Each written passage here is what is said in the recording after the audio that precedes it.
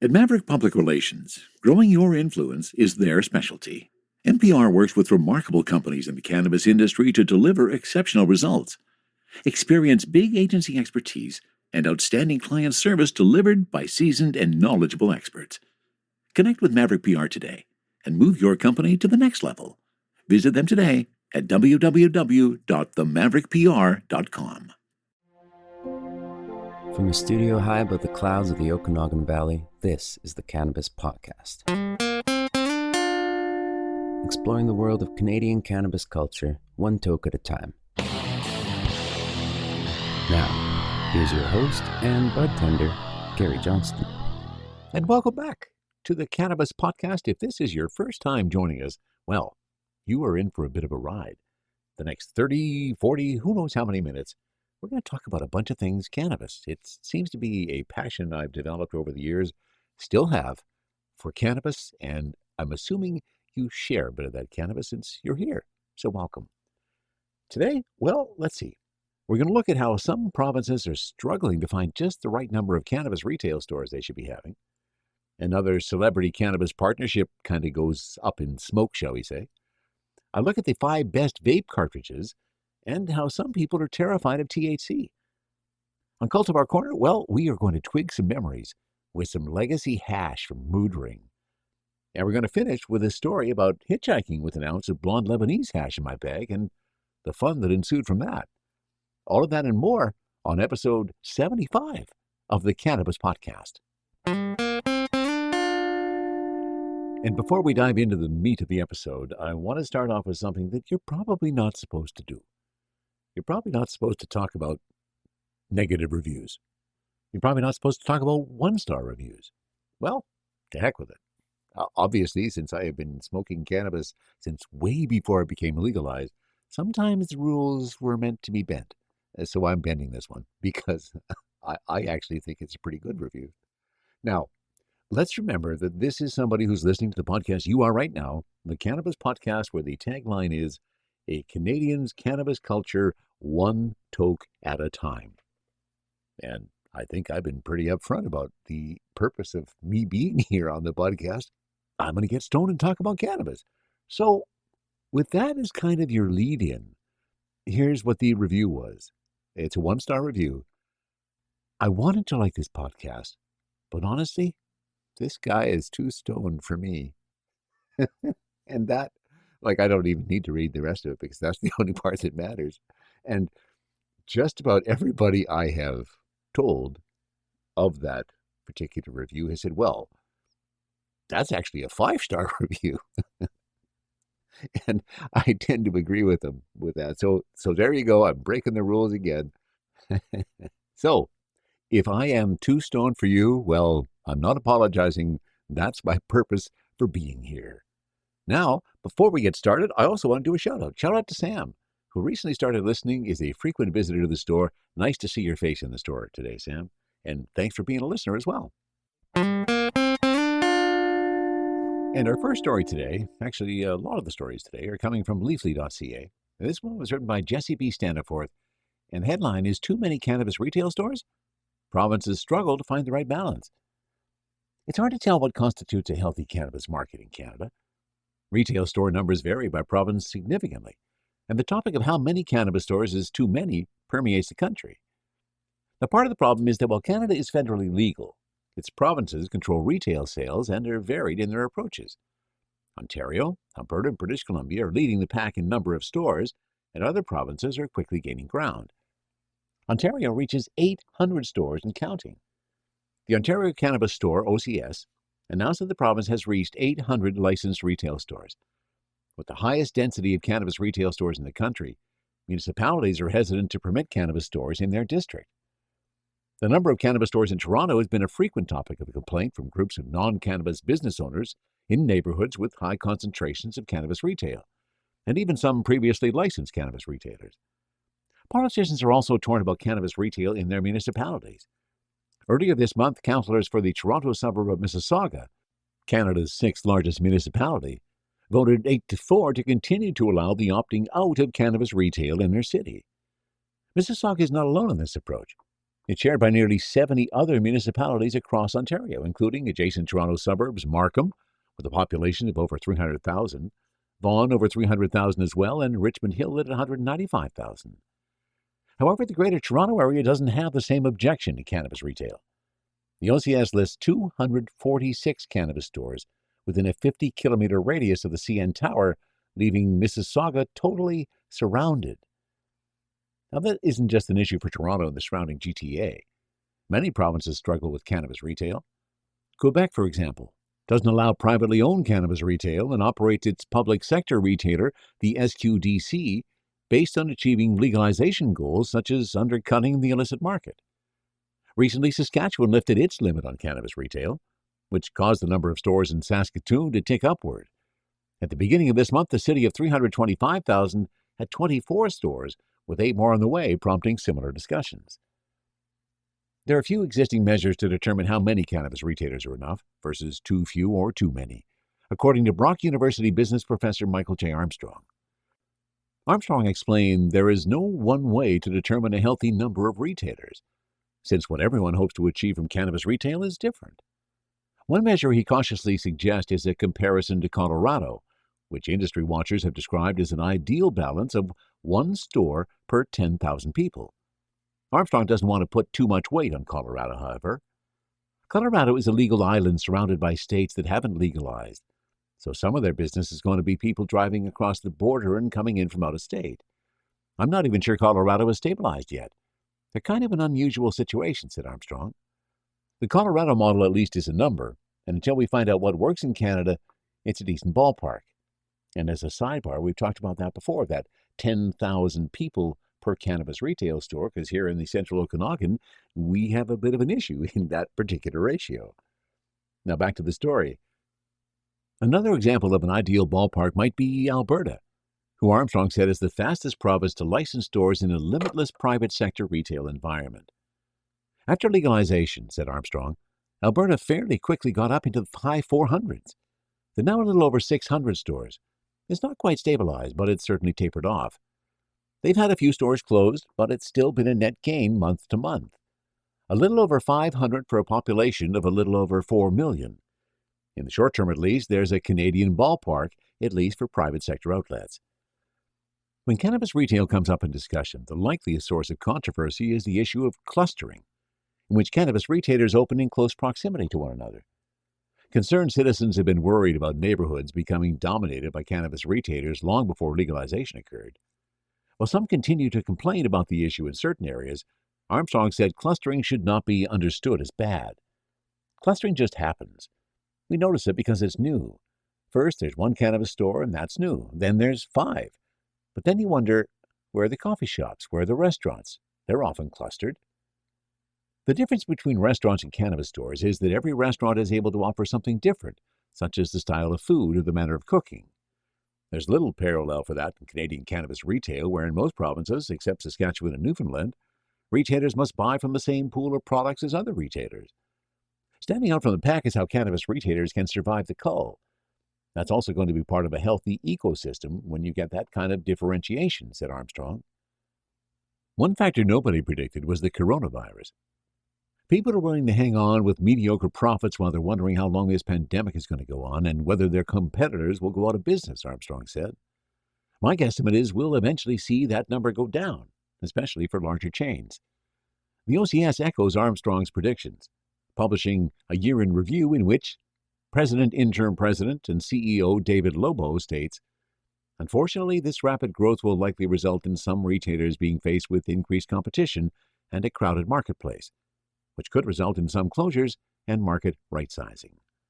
So there you go. Various provinces still struggling with the proper number of retail stores. Obviously, it's changed a lot since we first started this podcast, and we used to talk about it all the time because they were so slow at opening up, at least here in BC. Still hasn't exploded like it has in Alberta and in Ontario, but there are more and more stores opening all the time, and that is a good thing. From a studio high above the clouds of the Okanagan Valley, this is the Cannabis Podcast. And did you hear about the sad news in the celebrity partnership between Drake and Canopy Growth? Yeah, it's kind of up in smoke. Sorry for the obvious reference. The partnership between the rapper Drake and Canopy Growth, first announced in 2019, officially ended this week. In November 2019, Drake and Canopy Growth announced the More Life Growth cannabis brand, of which Canopy owned 40%, while Drake held the remaining 60% stake. Financial documents filed by Canopy Growth reveal the company took a $10.3 million loss in the deal and derecognized another $33.7 million in future royalty payments to More Life. It was unclear why the divestment occurred, according to the report. At the time the deal was announced in 2019, Drake, whose full name is Aubrey Drake Graham, was identified as the new venture's founder. According to Investors.com, More Life Growth is licensed to produce and process cannabis in Ontario, Canada. Under the deal, CGC kept the facility and the rights to distribute cannabis. Drake is just one celebrity with whom Canopy Growth has partnered. Other such celebrities include Snoop Dogg, Martha Stewart, and Seth Rogen. Fast Company reports David Klein, whose mission was to make Canopy Growth an international consumer packaged goods corporation, said last year about their focus on celebrity-backed brands. One of our differentiators has to be knowing the consumer better than anyone, and we're going to be applying our science to do that. We've been doing it in all kinds of pharma pursuits, but we have human effect scientists who tell us that when you try a product, what it does physiologically, how you feel, that's their job to optimize for that, Klein told Fast Company. So my view is if we know what the consumer wants, we can use our human effects guide to help us figure out how to get that experience for the consumer. Then package it underneath our brands and bring it to our consumers in a safe and effective way. So there you go. Drake and Canopy Growth, their partnership is no longer. I've been asked a lot over the time of doing the podcast. Various people have written in and wanted to know a lot more about vape cartridges, and more specifically, if I could offer some opportunity for suggestions for what would be good quality vapes to do, or to use, or to buy. Well, let's dive into it. This is another story from Leafly, and this is written by Dante Jordan. People love vaping weed because of its health benefits, portability, and discretion. There are many different types of vaping systems. 510-threaded cartridges that work with most batteries. Pods are cartridges that only work with a specific company's hardware. Disposable pens that get tossed as soon as you finish, and the list goes on. So how do you find the best one? Combining quality weed, extraction skill, and vape hardware. Whatever experience you're looking for, we've got a list of the best vape cartridges money can buy. PAX Era Pods. PAX has been a leader in the vape pen game for years now. They have a slew of vape products to pick from, but their PAX Era is the belle of the ball. Their technology is heralded for its extremely smooth and flavorful hits, and their app is acclaimed for its personalization, allowing temperature and dose control throughout each session. PAX has partners in Arizona, California, a whole bunch of different states, so pretty much if you live somewhere where cannabis is legal, you can definitely find a nice distillate, live resin, or solventless rosin PAX Era pod at a dispensary nearby. Raw Garden 510 cartridges. They're delicious. Even more than delicious, they're effective. They will get you high as hell. An issue with vape carts in general for people who really smoke weed every day is that the high doesn't really get you that high. It's just a little tutor to keep you going until you get back to some actual flower or dabs. Well, Raw Garden's live resin cartridges will get you high. These vape batteries are powerful and long-lasting and work great with DMT vape cartridges too, just an FYI. Airgraft 2 live resin pods. Airgraft is a Canadian company that operates in California. At some point, they'll operate across the nation. Their claim to fame? A revolutionary vaping system that only heats, never burns, your oil, due to the way heat is cycled through the battery and chamber. The reason they're on this list is because both their Aircraft 2 vape system and vape pod go hard, especially that papaya live resin pod. It's so damn tasty. Plus, the effects punch like a dab. Truly, it only takes a couple puffs from the Aircraft 2 to get you really zooted. The AirPro is amazing. It's another proprietary system that only works with its own battery and cartridges. The battery is awesome because it vibrates when you hit it and allowing you to measure your doses. Although you can only buy their AirPod cartridges for it, you won't be disappointed with their oil. Tastes amazing, it's fun to vape, and there are a whole lot of options including CBD oil, distillates, live resin, and a botanical strain terpene series. Oleo Second press solventless rosin cartridges. Tasty is what I have to say about these cards. Oleo in Colorado makes a variety of extracts for people who love dabs and vape pens alike. On the vape side of things, they produce solventless rosin, second press solventless rosin, live resin, and CBD 510 threaded cartridges. The second press solventless rosin carts are some of the most flavorful 510 cartridges I've ever come across. Rosin is pressed using heat and pressure, and the process creates leftover oil, which is then pressed and bottled into rosin carts, hence second press. The result? Some super flavorful vapor, and if you're in Colorado, you should definitely give it a try. Now, because that list was perhaps not as Canadian as I was hoping it would be, let's use the bottom of this article to kind of put it into perspective, regardless of where you are and what kind of cartridges you're going to be dealing. Here's some tips for how to find the best ones. Choosing a vape cart starts with the type of battery you have. If you want the flexibility of 510 cartridges and access to the widest range of oils, you might want to get an upgraded battery like a Vessel Expedition that'll last you a while and offer different temperatures. If you're going to go with a closed pod system like Pax Era or Era Pro, you've already made your hardware decision and will be limited to that brand's type of oils. The most important thing when finding a quality vape cartridge is if you want THC or CBD. There are other cannabinoids, but for the most part, THC and CBD are the most common. The industry isn't at a place yet where producers are developing CBG, CBN, and other minor cannabinoid products at mass scale. That said, THC gets you high, and CBD doesn't, but will still make your body feel good. When you look at the package of a cartridge, look at two main metrics: THC/CBD percentage and terpene percentage. Essentially, the amount of THC or CBD will tell you how powerful the experience will be, while the terpene percentage will let you know how flavorful it'll be. If the package tells you specific terpenes, then you'll also have an idea on how the high will make you feel. As a rule of thumb, the higher the THC/CBD percentage, the stronger the high will be. The higher the terpene percentage, the more flavorful and dynamic the vape oil will taste. And you usually can't have both. If you get a vape cartridge with 90% THC, expect that the flavor will be nil or there will be artificial flavor additives. If you get one with 18% terpenes, expect that it will explode with tasty vapor, but the effects might not punch the hardest. Everything about the quality of vape cartridges starts and ends with the oil. You don't need to be a cannabis scientist, but know that how the oil was made will influence its taste and effects. Distillates, live resin, rosin, etc., all have their own flavor profile and experience. Educate yourself with a wide variety of extraction methods that make concentrates, as well as the different types of vape oils. Once you learn basic vape tech and oil types, the next thing you should look out for is who's making the oil in the cartridge or pod. That includes producers growing the flower for source material and processors extracting oil from the bud. Knowing specific producers and processors will give you an idea of the standards and quality of your oil. If you love a company's flower or dabs, you might love their vapes as well.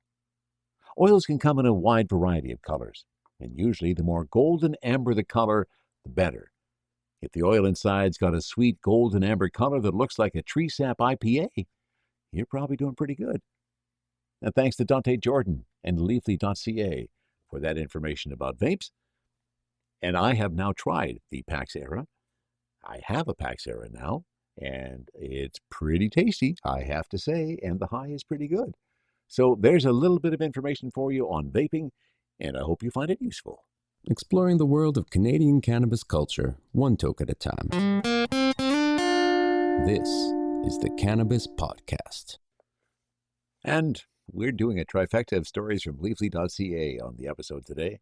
And the author of this one is Colleen Fisher-Tully. Help! I'm terrified of THC. And I felt this was relevant, not only just because it's an interesting story, but there have been some people in my life lately who have been cannabis consumers for a while and are now experiencing some difficulties with that. A little too much anxiety, perhaps just not the effects that they were after, and are finding that they have to cut weed completely out for a while. So here's why I think this is relevant. Getting high isn't always giggles and gaiety for everyone. In fact, too much of the euphoria-inducing cannabinoid, THC, can give a number of people unwanted symptoms of paranoia, dizziness, racing heart, fatigue, or sometimes a hellscape of all four. Now, if this all sounds familiar, or you're new to weed but wary, you might feel you're just not cut out for cannabis. But consider hot sauce. Some people drown their food in fiery spice, while others are content with a single drop. THC is sort of the same. And how you experience this cannabinoid has more to do with your unique genetic makeup than other factors such as age, gender, what you ate that day, or even the number of times you've consumed it in the past. Dr. Ratan Pasanar, medical director of Canopy Clinic, explains cannabinoid receptors have genetic variations from person to person, which is why two people can consume the same amount and yet have vastly different experiences. Each of us has a unique receptor physiology. Some people may react differently depending on their receptors, which may contribute to whether someone has an enjoyable experience or not, he says. He also points out that the feeling of being high is subjective, much the same as alcohol is enjoyed by some but not everyone. Some people may not like any feeling of impairment, and this holds true with cannabis, he offers. So you might have sensitive cannabis receptors. Now what? The good news is we're in the age of legal cannabis, which means you can access clinical expertise combined with an enormous range of regulated products. In this day and age, medical patients and recreational consumers alike can get the most from weed without the unwanted side effects. Here's how to make it work for you. It's said over and over and over again, but Pasanar reiterates this wise cannabis adage: start low and go slow. Low means a really low dose of cannabis. Slow means allowing your body enough time to absorb the product fully, which can take up to 4 hours. This rule applies to the ingestion of cannabis oils as well as the inhalation of cannabis flower or vapor from a vaporizer, he explains. Health Canada recommends consuming edibles with less than 2.5 milligrams of THC and waiting up to 4 hours to feel any effects. If smoking or vaping, Health Canada says to start with just 1 or 2 puffs from a strain with less than 10% THC and wait up to 30 minutes. For medical patients, including recreational consumers who are self-diagnosing, Pasanar emphasizes the importance of getting assessed by a cannabis specializing physician who can guide you to the right dosage and method of ingestion. This is especially important for people who are already taking other medications to ensure interactions or risks associated with their existing treatment plans are managed properly. The legacy market laid the groundwork for today's legal cannabis, but in the decades leading up to legalization, weed was bred to contain very high THC levels, not ideal for sensitive types. Buying from legal sources not only takes the guesswork out of product potency, Pasanar stresses, it's the only way you can be sure exactly of what you're getting. Current cannabis is different than the cannabis of the past, he says. Today's cannabis is highly regulated by Health Canada and includes a variety of different strains, formulations, and intake methods. This is beneficial to the medical patient as well as the new recreational consumer. In this age of CBD hype, it can be tempting to think of CBD as the therapeutic sibling to intoxicating THC, as if they're opposite sides of a cannabis moral coin. This is simply not true. Both cannabinoids, which are just two of many, have therapeutic qualities. A recent study published in Nature suggests cannabis that includes THC provides greater symptom relief for a broad range of health issues compared to consumption of CBD alone. Pasanar explains the entourage effect is a theory suggesting that the entire cannabis plant provides greater therapeutic results than the individual component on its own.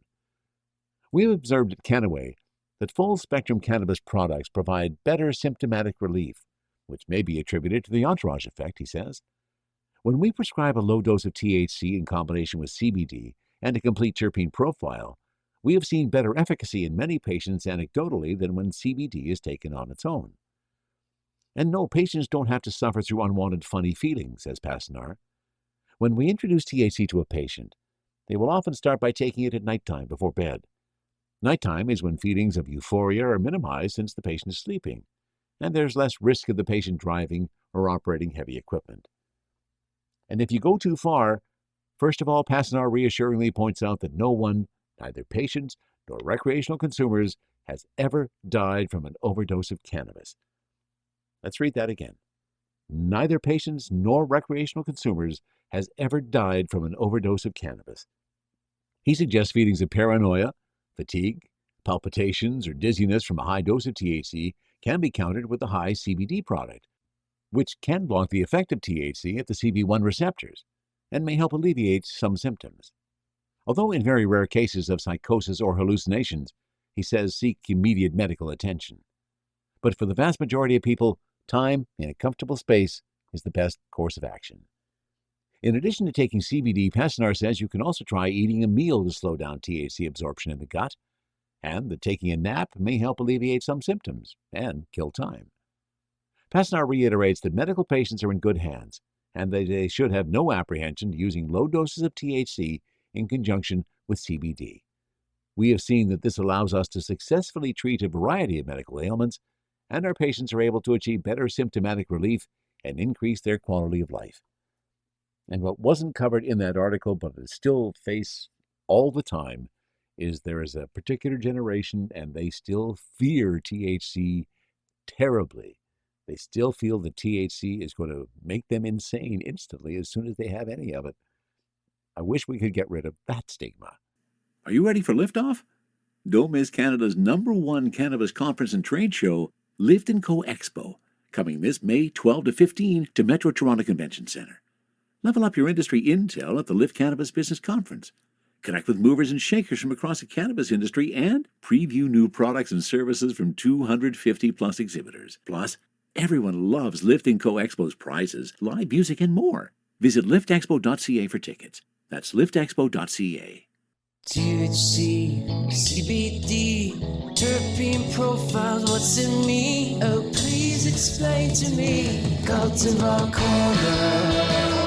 Cultivar Corner, oh yeah, Cultivar Corner, please explain this stuff to me.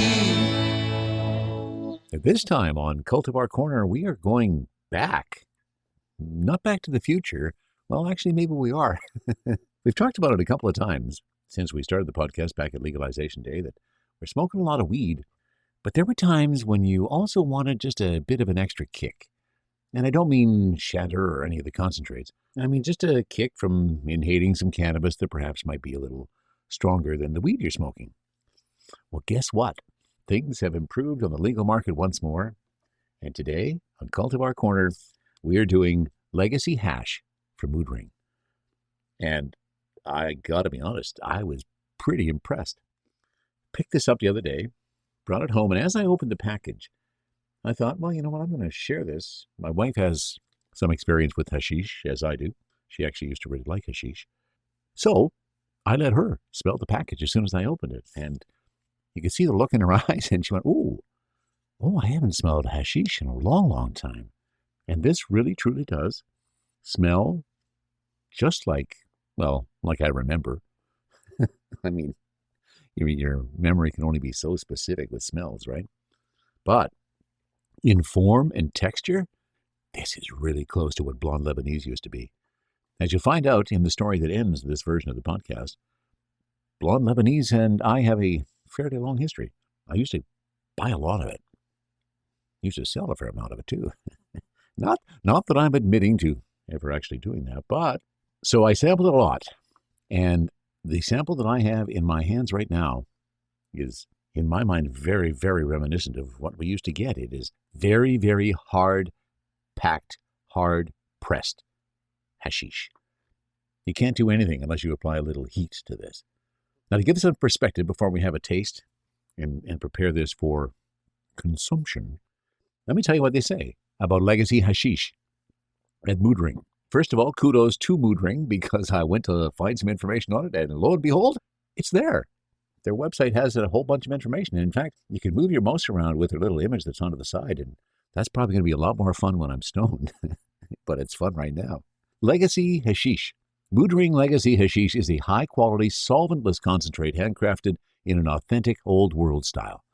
Drawing from traditional methods dating back hundreds of years, we carefully extract and press the trichomes from the cannabis to create a firm, sticky block that reveals the plant's true nature. Now, it's not really sticky. I'm going to call them on that one again because it is so hard-pressed, and I do not remember Blonde Lebanese being particularly sticky either. So I don't see that as a detriment. Now, in case you're wondering, they use only high-quality, dried whole flower, no trim, no shake ever. As they like to say at Mood Ring, you get out what you put in. Now, in ancient times, hashish was thought to be a way to connect with God. Well, I'm perhaps not going to comment on that, and neither are they. They can't guarantee that, but they will tell you that legacy hashish helps you bond with Mother Nature.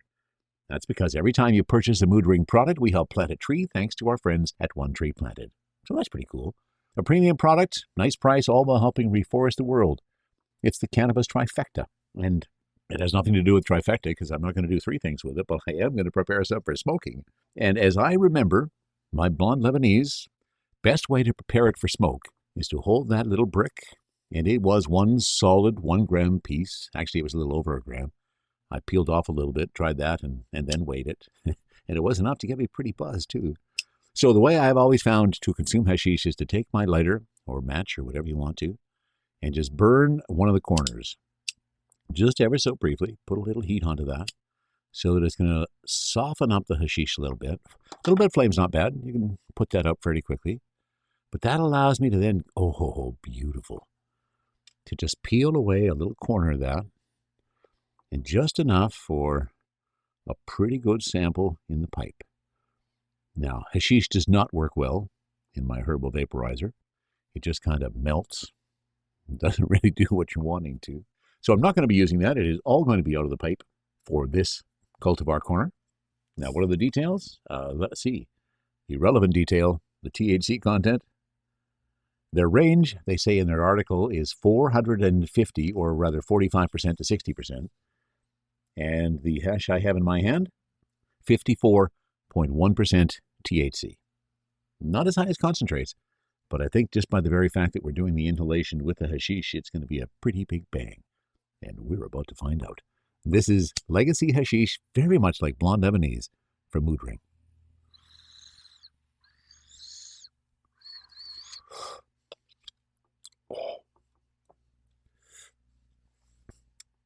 Just like I often refer to when I'm tasting weed in the vaporizer. Hashish has such a unique taste profile. Yeah, I still love it as much as I used to. Okay, there may be a bit of a kick to the smoke, but that's just going to get me a little more blasted. Oh, what a delightful taste. And with that single hit, there's some pretty good bang going on too. But I'm never one to stop at just one. We're going to take this hash for a real ride, and there you go. Oh. You hold that in, and there's a little rush as the euphoria comes bursting through. Absolutely astounding to me. Here we go again.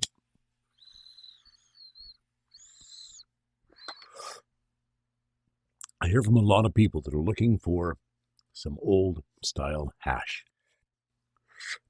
We've sampled some. In fact, we featured some of it. There was a black hash we talked about a little while ago that didn't quite live up to the billing. And that was mostly because it was so soft and mushy. Didn't really get that hard. Oh, that hard hashish feel and taste. That slight hesitation is, as I just revel in how this high is overwhelming me. And it's a very pleasant overwhelm, I must say. It's different than weed. It's a lot different than weed. And now I don't know what strain this hash is from, but based on its blonde nature, I'm going to suggest it's a sativa. I don't know that there's a correlation between blonde and sativa. I just made that up. Sometimes you make up facts, and if nobody disputes it, then it becomes a fact, right? Where have I heard of that lately? Anyways, I don't know what strain is behind this, but based on what I'm feeling after a couple of hits, and I haven't even consumed everything that I put into the pipe yet. Wow. Real nice, overflowing euphoria. Just big smile on my face. I'm reveling in the highness right now. Now, of course, I've also used hot knives to smoke hash. Works very well for that. You get the occasional mouth burn.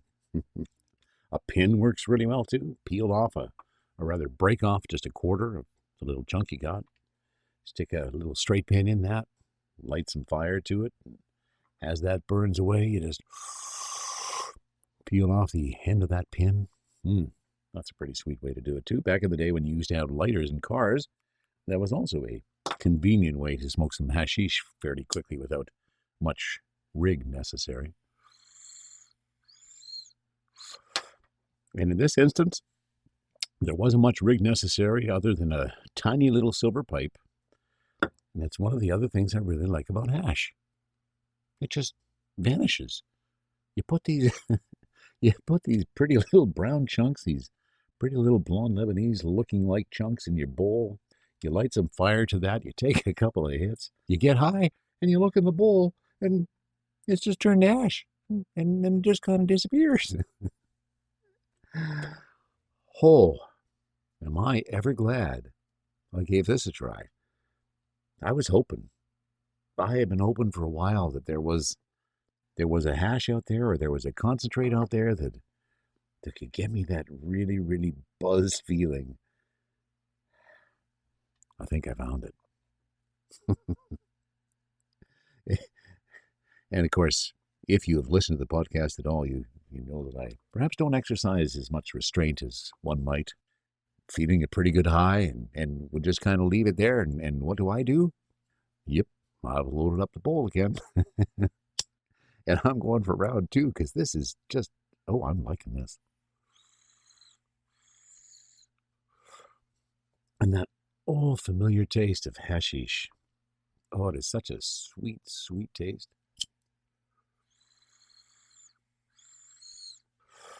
There's a lot of people that are going to be liking this. People who used to like picking up some hashish, whether it was the blonde Lebanese or the black Afghani. Those are the 2 primary ones that came into my world. Blonde Lebanese was always one of my favorites. Oh, and I am so happy to tell you, we have finally reached the state in the legal cannabis market in Canada where we have a hash that lives up to that legacy. And that's Legacy Hashish from Moodring. Well done. From a studio high above the clouds of the Okanagan Valley, this is the Cannabis Podcast. And this is probably the first time that the story that I'm going to finish with is kind of tied into what we were talking about on Cultivar Corner. And that is hashish, or more specifically, blonde Lebanese hash. Back in the day, when this particular story occurred, I used to get a lot of blonde Lebanese hashish. I had a contact in Vancouver that was fairly consistent, and a visit down there could yield me an ounce of hashish at a fairly decent price. And back to my hometown, where it was consumed and sold to many different people. Not that I was a big-time dealer or anything like that, but, it was kind of my sidebar business as we go. So anyways, this was time I was heading down to, and also at the time, I was a promoter. I put on dances, brought in bands, and, did all the promotion and set all the stuff up and contracts and everything like that. Again, a little bit of a sidebar, I guess. Well, I had booked, I can't even remember who the band was. It was a fairly hot Vancouver band at the time. Might have been Seeds of Time or the Collectors or, all the predecessors to Chilliwack. Anyways, could have been one of those. Can't remember which band I had booked. But for some reason, I decided that was the time that I needed to go to Vancouver and pick up some more hash. And my timing wasn't particularly good here. I got to Vancouver and things got delayed. It didn't happen and I had to wait an extra day. So I ended up picking it up and it was a beautiful ounce. And as I'm looking at that, I'm looking at this legacy hash that I talked about in Cultivar Corner. Very, very reminiscent of it. Reminds me of what a whole ounce of that would have looked like. Anyways, so my trip was delayed. I had actually been supposed to have been back in town well before and at the beginning of the day that I came back, because that was the day that this band was performing at a local hall. And although I had people ready to set it up and do all that, I wasn't worried about it actually getting started.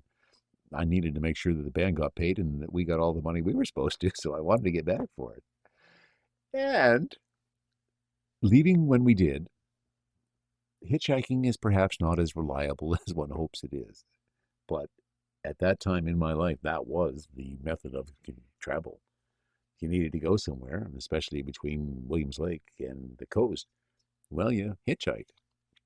The buses ran, yeah, but it cost money and wasn't all that convenient. It was kind of crappy sitting in that bus for that long time. So you hitchhiked. That's how you got by, and you usually got rides pretty quick. Well, except when you need to. A friend was traveling with me. We'd made the trip together, and we were leaving Vancouver, and it took forever. It took forever for us to finally get a ride out of, I think we were going off the First Avenue exit. It took forever to get that first ride. Like we left it. I think we made the deal fairly early in the morning, which is unusual for a drug deal in the first place. But we were on the road, I think, by 10 or 11 or something like that. And it took us 3 or 4 hours before we even got to Chilliwack. And there we were at Chilliwack. We're on one of the exits, I guess one of the on-ramps into the freeway. And that's what we were hitchhiking on, which you're not supposed to do. As we were dutifully informed by an RCMP officer who got out of the car, informed us that we shouldn't be hitchhiking where we were. And did we have some ID? And he felt that he should give us a little search. Isn't that weird that we just allowed that to happen? I guess that's the difference between legalization today and the way it was when it was still illegal. They just had the right to ask and do anything they want, so gave him ID. And needless to say, as I handed him my backpack, there was a touch of paranoia that entered into my mind, knowing that inside that pack was an ounce of hashish that I was preparing to start selling when we returned. And this is one of those times in life where I do believe in the universe. Something happened. The universe got in the way. He made a pretty thorough search of my pack, I thought, but he didn't find the ounce of hash.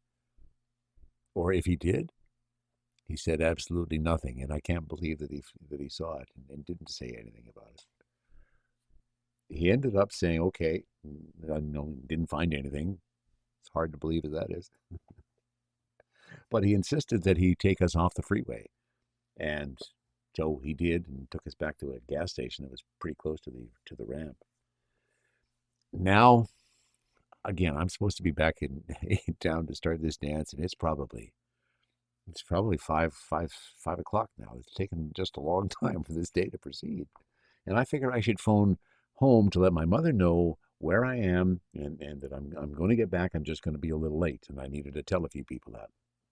So I mistakenly phoned home and told my mother, and what I told her was that we had been stopped by the police in Chilliwack, and that had caused a delay in us getting back, but I was going to make it back, and just to please call these people, tell them I'm not going to get back. They need to start things up. I hope to be there before the show ends. I don't know if you ever played that telephone game in elementary school where you started a story with one person, and they told it to the next person, and by the time it completely came around the classroom, the story was completely changed. Well, by the time we got back, and it was now 10:30 at night, I believe, dark, we'd finally gotten a ride that went all the way when we snuck back onto the freeway and started hitchhiking again.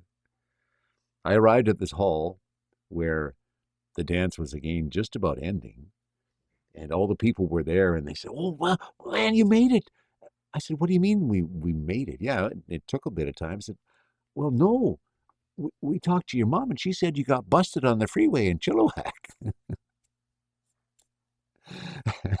That's what the story is. Somehow, that's how, and again, I don't know whether she said that, or by the time it got through the people who translated it, that was what happened, is that I had got busted on the freeway in Vancouver with an ounce of hash, and that's why I didn't make it to the dance. So there is no moral to this story. It's just one of those odd events that happened when cannabis used to be illegal, and I'm so happy that we are in a different world now.